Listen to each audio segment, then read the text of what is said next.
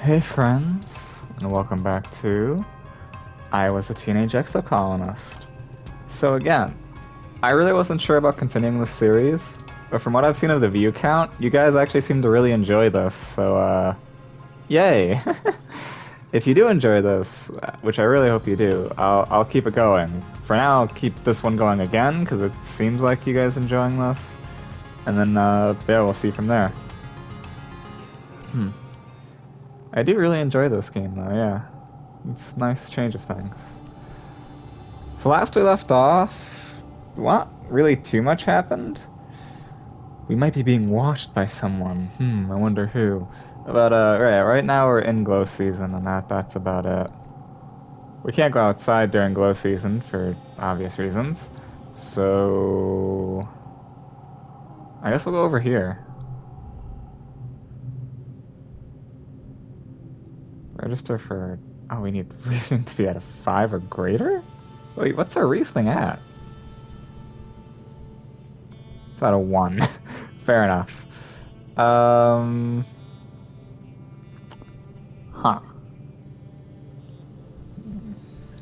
Humanities it is. Tangent's least favorite part of humanities are the days you study Earth poetry. She just doesn't get it. If the author was trying to tell us something, why didn't they just come out and say it? Because they gotta say it all fancy, so that way, you know, it really clicks with your mind rather than, like, what the word is, right? I don't know. Okay. There.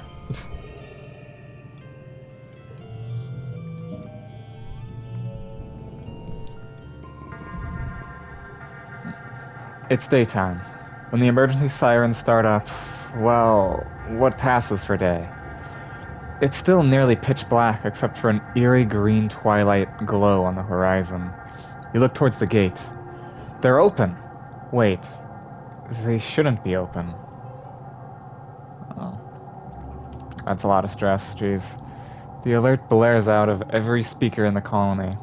It's the same one you used for hull breaches and fires, and in space, it meant you were supposed to go to the nearest emergency shaft and put on a spacesuit. On Vertuma, it means you go to an assembly point and wait for instructions. Oh no. The closest assembly point is the children's creche, but from the opposite direction, you hear shouting and loud popping noises. Gunfire! Is the colony under attack? Alright. A kid, a 10-year-old, should likely hide and not help fight. But for the sake of increasing my bravery, I'ma do that. Oh dear. You'll try your best to be brave and fight back. First, you dodge some helpful grown-ups who point you back to the creche. Then, you head outside to get your bearings. You can hear yelling from the stairs to command, and commotion to the southeast at geoponics. We gotta go to geoponics. Your parents are defending the greenhouses from a pack of knee-high creatures, which seem to have eyes growing all over their bodies. Their oily flesh ripples with a constant, subtle motion as the individual eyes blink one at a time. Incessantly, you can't tell which end is which with these horrible creatures. Cal is standing nearby, wide-eyed. He slowly picks up a shovel and moves beside you. He reluctantly holds the shovel in front of himself like a weapon. It's been a minute. Easy, doggies, he whispers. We don't want to hurt you. Get out of here, both of you! Run! Your mom shouts, attracting the pack's attention. All except one animal, which moves straight towards you and Cal. You look into its too many eyes and see fear. This creature is scared of you. To Cal's amazement, you crouch down and try to look less threatening, and choose two eyes at random to look into to communicate with. You start to reach out a hand, but the creature is trembling. Staring into its eyes has made it even more frightened than before. It pounces. Yeah, you don't... Pretend, I guess. You normally don't look into an animal's eyes because they see it as a challenge, yeah. You got this, 10-year-old soul. Yeah,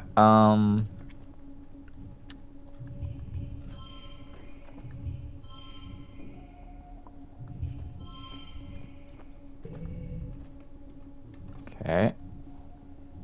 Ooh, okay. Hold on.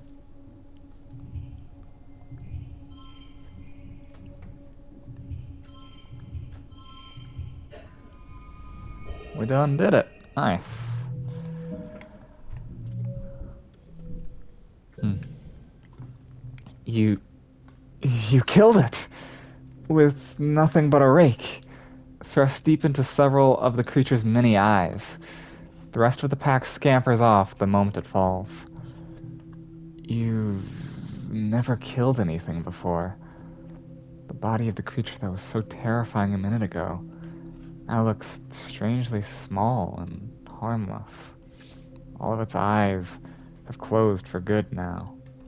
Cal crouches beside it, in shock. I told you to run, Soul! Uh-oh. Your mom looks furious that you put yourself in danger. As she should. She storms over you. She storms over and you think she's going to slap you. Then suddenly she pulls you into her arms and hugs you.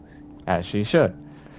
She keeps rocking you and saying, my baby, over and over. It's pretty surreal.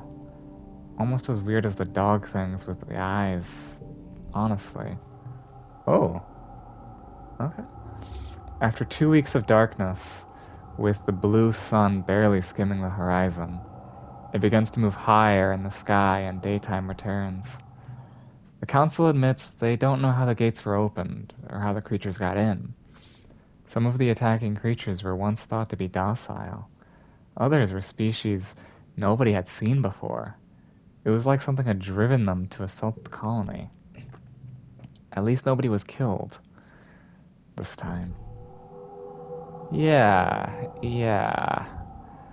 Alright, we're 11 now. I did not read that. I am so sorry. I didn't think that would come up. Start age 11. Empathy. Oh, it increases everything automatically, huh? Okay. I did not increase a thing, did it? That's fine. I have no idea what the one thing told me. You're 11 years old. Okay, finding hidden things or staying hidden when you need to. And you're almost never afraid. Almost. Hi. Okay. What is our bravery at, anyways? Oh, we're actually getting there. Why'd the animals attack us? Do you think... This says softly. Probably because we're not supposed to be here. That's my guess. There's a lot of possibilities. I don't know. Why don't you take this? Yeah. Thank you?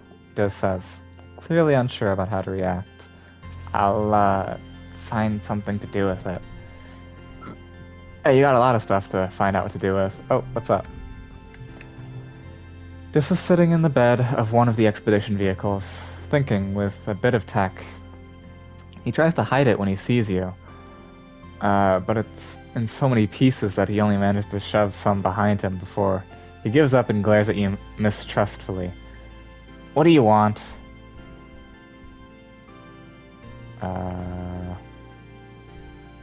What are you... What are you doing? That's not it. What are you doing? I don't know, man. I forgot. This squints at you. Promise you won't tell on me. Promise. They weren't using it, he starts, already sounding defensive, but he turns the biggest piece of the device over in his hands. It was just sitting in there in command. So when they weren't looking, I took it. And no one noticed. He seems excited about this fact. I think it's part of a communication device, he says thoughtfully. So I'm trying to figure out how it works. I want to talk to the aliens. Why is there an option that says there's no such thing as aliens? We've seen so many. We're on an alien planet right now. Oh, I know nothing of engineering. Just be careful, okay? This nods and fiddles with the device. Who cares? He says. I care. I care about you, man. Come on. People on Earth used to use stuff like this, thinking that it could pick up the voices of ghosts, this says. But it was probably just radio waves. So I figure if I'm looking for radio waves, aliens have to exist. He continues, quietly but with great conviction. They have to. You can't have this much life on a planet without some of it being smart, like we are. Oh, you're talking about intelligent life. Okay. Like, aliens, literally just... It's just a type of creature that exists outside of Earth. We've already seen plenty of them. But yeah, alright. Type of creature that can build things and talk. Yeah, all that. Yeah. He says, I just want to talk to them. He says, maybe I fit in more with aliens than I do here. Anything is possible. This nods and looks outward. I didn't even do the voice there, sorry. That was a little too real, but I get it. This nods and looks outward, into the mushroom forest. I know you're just trying to be nice, he says quietly. Even if you think we're really alone out here, and you're just lying to make me feel better, it's still nice. I know. Okay, is that... Okay, I thought I saw something there. I guess not. Tangents. Hi. Furrows her brow at you as you approach. You again? She says. Why do you keep pestering me? It's not as though you've done anything to impress upon me your usefulness. At your blank look, Ping rolls her eyes. What I mean is, we're not friends. Oh, god dang.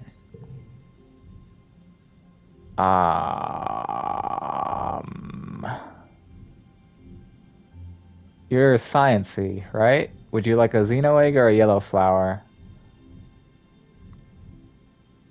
Would you like a yellow flower? Yes! Okay, cool. I suppose this might be of scientific interest, Tang says, analyzing the flower. She pulls a petal off and looks at it. Yes, I'll have to look at this under a microscope. I'm not flirting with you. I hope you find it useful. She turns to walk away, then remembers herself. Thank you, she adds almost as an afterthought. Alright. Hi Cal, you okay? Oh, what the heck is this? That's cool. You're looking for Cal in the garden when you nearly trip over someone else, one of the younger kids, and they're blindfolded? Hey! They exclaim, ripping the blindfold off their face and throwing it to the ground. It's Circus. It's Cirrus. And one of Anemone's brothers. He glares at you. I was almost done. Cal jogs over and grabs Cirrus, I don't know if I'm saying that right, in a friendly headlock, ruffling his messy red hair. Dude, you were so close. Cirrus stamps his feet and complains that you got in his way. It's not their fault, Cal says. They didn't know we were playing a game. Give me a sec. I want to teach them how to play. Cal turns to you as Cirrus leaves. Sorry, Soul, he says sheepishly. I was teaching Cirrus a new game, but he's more like Anemone than I thought. I still didn't look up how it's pronounced, my bad. Real competitive, you know? He stoops to pick up the blindfold, brushing off the dirt. I've been trying to come up with different kinds of games. Different kinds of games other than sports ball, he says. No winners or losers. I just want to have fun with my friends. Cal looks at you hopefully. Do you want to learn how to play? I mean, wouldn't something like catch count? Or, I don't know. Let me check my let me check my schedule. Wait.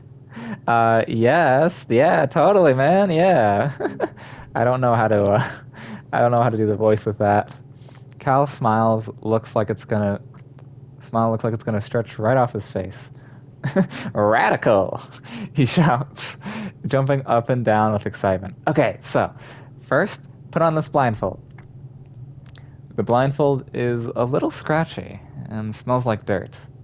You can feel Cal's big hands on your shoulders. I'm gonna spin you around, and when I let go, you gotta listen to my instructions. We're gonna walk all the way to the cafeteria, okay? You nod. You can't see Cal's grin, but you can hear it in his voice as he spins you around and counts to 10. 1, 2, 3. First, Cal says, you gotta walk forward 10 steps. Do you follow Cal's instructions as best you can, or make things difficult for him? No, you do your best. You take 10 steps straight forward, holding your hands out for balance. The rocky dirt between the garden beds crunches under your feet. Yeah, Cal says. Now, turn to your right and take 15 steps until you get to the door. Get it right. You turn to the right and walk forward, counting out 15 steps. When you stop, Cal laughs. You can hear his footsteps crunching behind you.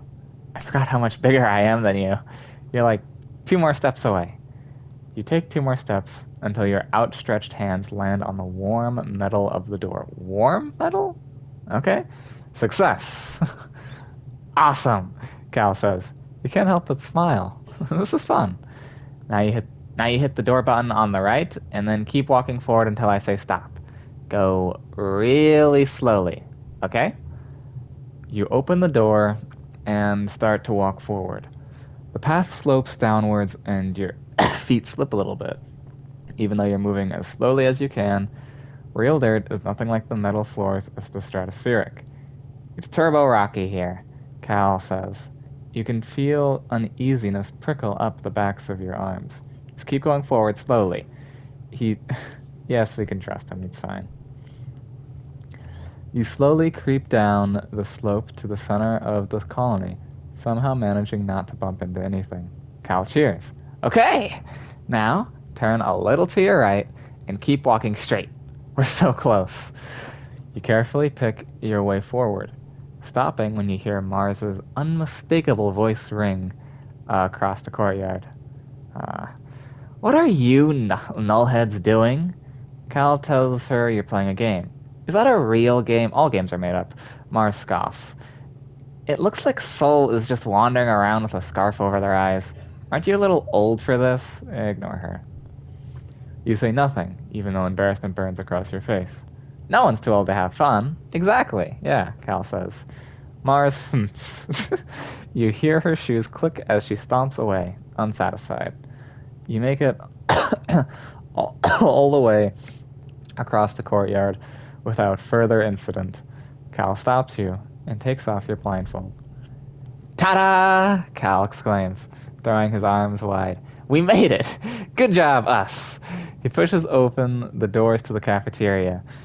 You know, he says, you're the first person who's made it all the way to the end. We make a good team, Sol. You celebrate your joint victory by ordering 2 tall glasses of Watto juice and spend the rest of the afternoon brainstorming more games where there are no winners or losers. Sounds fun. Okay, we need to relax because we are really, like, our stress levels, oof. Relax in the lounge.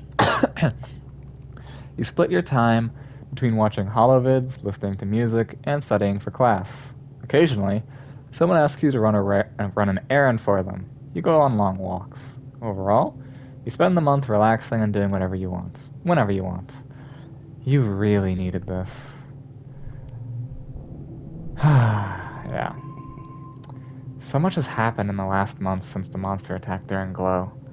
The idea of this planet as a peaceful utopia has been shattered.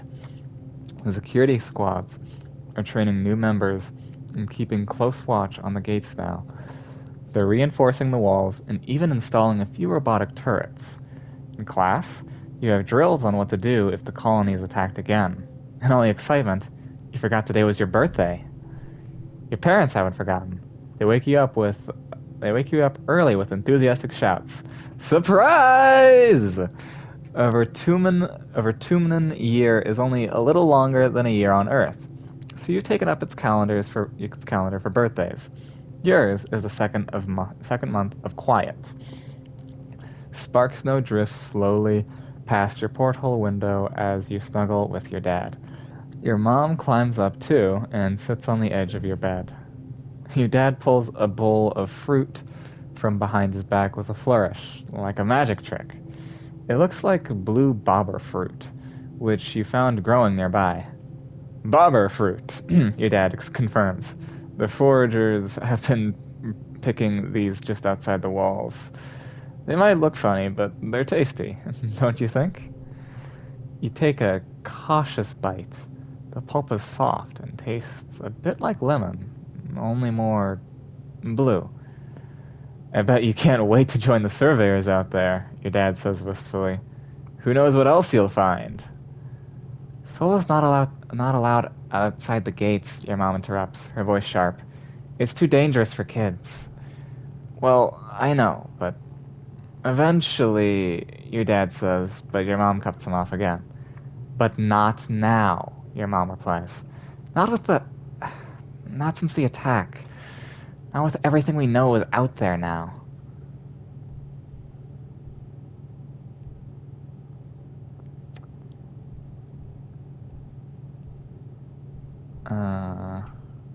I mean, a child would probably say this. I don't... Either one of these, I think I might not get a good response.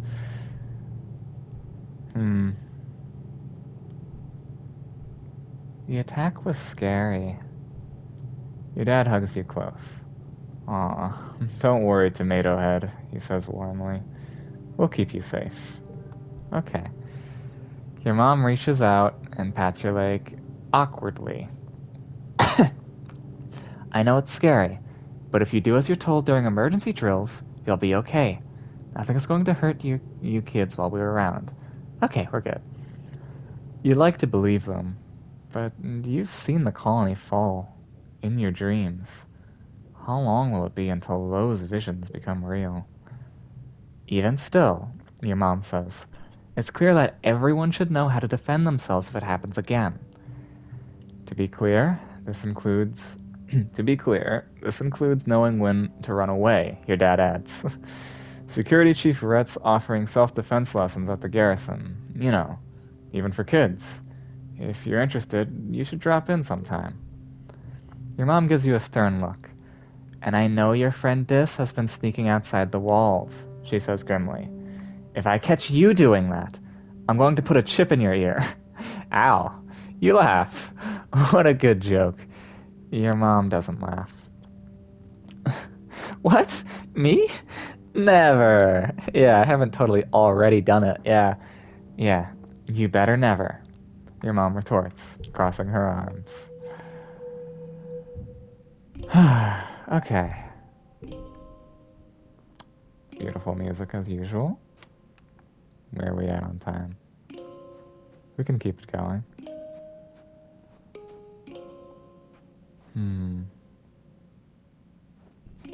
Hey, You spot Dis arguing with someone working in their expeditions. They point angrily back to the gates, and Dis slinks towards you, anger in his eyes. We're trapped here, he grumbles. I hate it here. I know, buddy, I know. Alright, let's do this. What does this give us? For some reason it doesn't increase bravery, but it does increase combat and animals. Useful, sure. You attend your first session of Security Chief Rhett's self-defense classes. It's a small class, mostly security officers and other adults. You and Anemone are the only kids. She gives you a wink and a cheesy thumbs up as you listen to Rhett rant about how everyone in the colony needs to learn self-defense. You could be walking along, thinking you're safe within the walls, and a flying animal could swoop out of the sky. Then what would you do? Rhett chops the air with his hands. I'll tell you what you're gonna do. You're gonna... You're going to chop that beast right in the throat. Yeah. Okay. There's only 2 kids here, but nice, thanks. He points at the assembled class. But only if you learn what I'm about to teach you. And the only way to learn is by doing. Who wants to volunteer for a demonstration? Sure, I'll step forward. The security chief doesn't scare you, or so you pretend. Red is like the biggest adult you know, I bet. And he's so intense, I bet. You step forward and Rhett nods as he crouches down. Okay, he says. I'm a manicore, stalking you through the forest. What do you do? I run away. There's a smattering of laughter among the other students, but you have to live your truth. If you see a manicore, you are out. Rhett doesn't laugh. That's correct, he says proudly. Only engage with the enemy when there's no other alternative. No one walks away from a fight without getting hurt. So the first rule of self-defense is to not put yourself in situations where you need to fight. Once you've learned situational awareness, we'll move on to hand-to-hand self-defense, drawing on a variety of martial arts. Only when I'm confident that you're ready, will we advance to weapons. There aren't that many weapons in the colony, mostly stun gloves and batons, and a few plasma rifles. You hope you don't have to use them, but it'll be good to know how. Challenges can have conditions, the challenge suits. Oh. Oh, okay. Cool. That.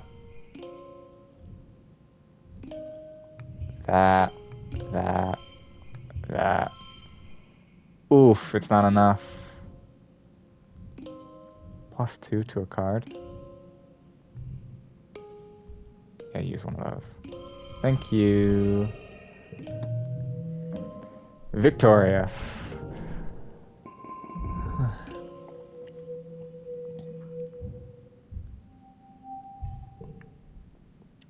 Okay.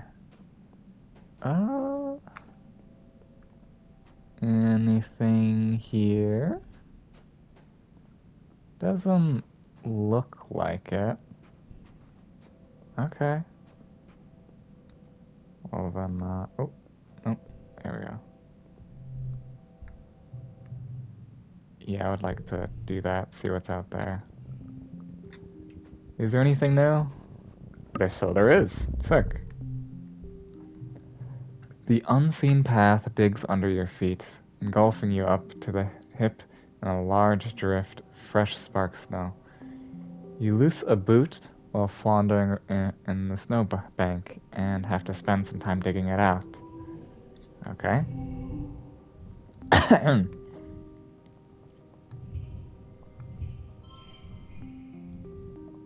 I have no choice but to use that, sadly. Maybe I don't. Hold on.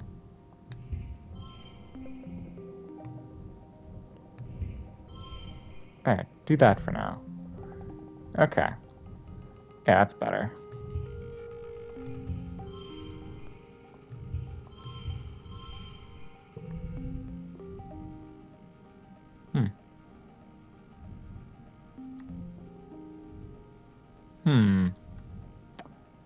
Okay.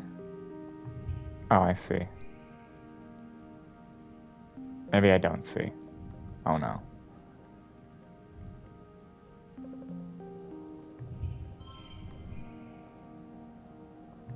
Oh well.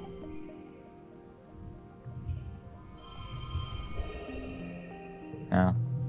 Okay. You tunnel through the weird snow, popping your head up at regular intervals to see where you're going. Some funny creatures pop out of the snow to say hello. They look like pill bugs and are only about the size of your thumbnail. They appear to be eating the snow, not you, so you leave them alone.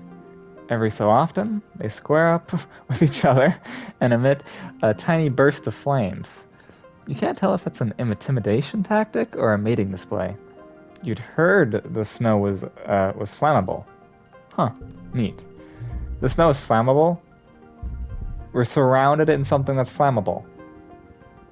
I hope the trees aren't flammable, because, geez. Some farmland has spilled outside the walls. The fields don't look like they're doing well.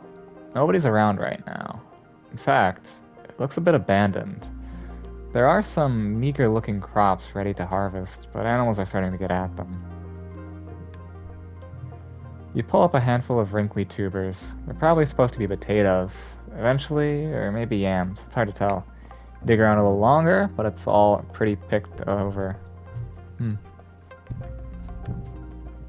What's this? You hear a sad hiccup. Hiccuping sound. And follow it to find a sick hop-eye. It's hunched down low, its foot completely nestled under its body, and shivering uncontrollably. Its enormous eyes roll around in confusion and fear at your approach. I have a feeling this is gonna go badly, but sure. Oh dear. Yeah, that's to be expected. Okay, oh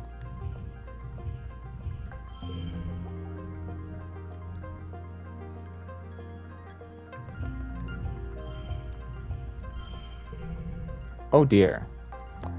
Okay.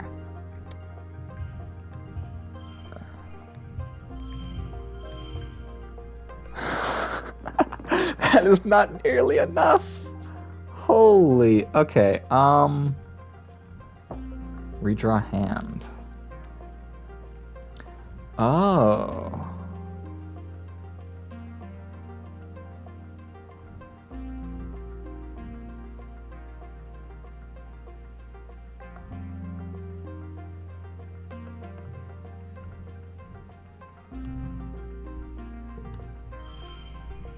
It's a bit better, but not good enough.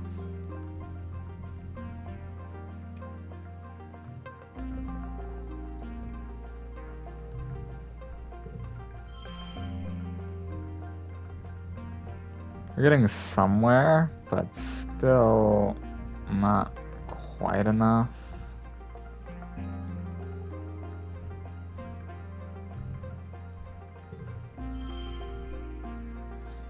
Yeah, I don't think we're gonna be able to up this as good enough by doing all that.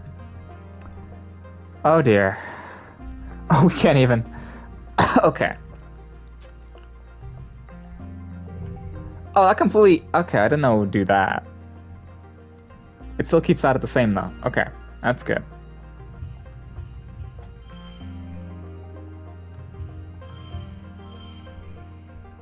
It's good enough that we can do this now, and I'm gonna have to.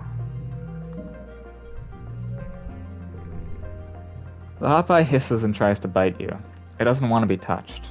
You throw your jacket over it, and carefully pick it up and put it in your pack. You crack the zipper a bit to give it some fresh air. Your dad helps you make a little nest for it in an empty part of the geoponics barns. No questions? Sick. Every day, you bring it food and water gradually, and gradually nurse it back to health. Cal takes an active interest in the recuperation. Utopia says the hop-eyes don't really have a gender, he says, as you're washing out the pen together. Or maybe she said they're both, and they're really social. So, what are you going to name them? He asks. Hop Solo? Hop Solo, like Han Solo? Optimus Prime. Okay. Oh.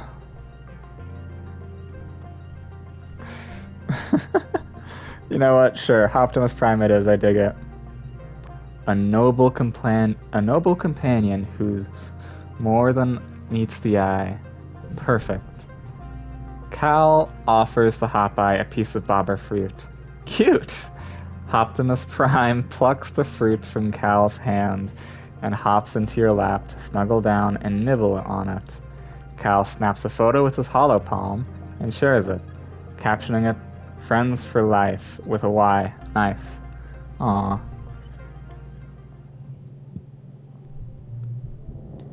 No questions. Okay, I was kind of expecting there to be a question of how did you even get this? Did you go outside? But nope, no questions. Sick.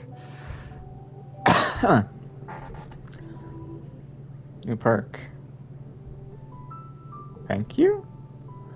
All right, we need to relax. We need to rest. Aw, hey. It follows us around. We can pet it. Pet your pet. Yes. Perfect. Okay. Peak game. All right. That's as far as I go for now. I hope you guys enjoyed this video. If you did, please leave a like. Subscribe if you want. See ya.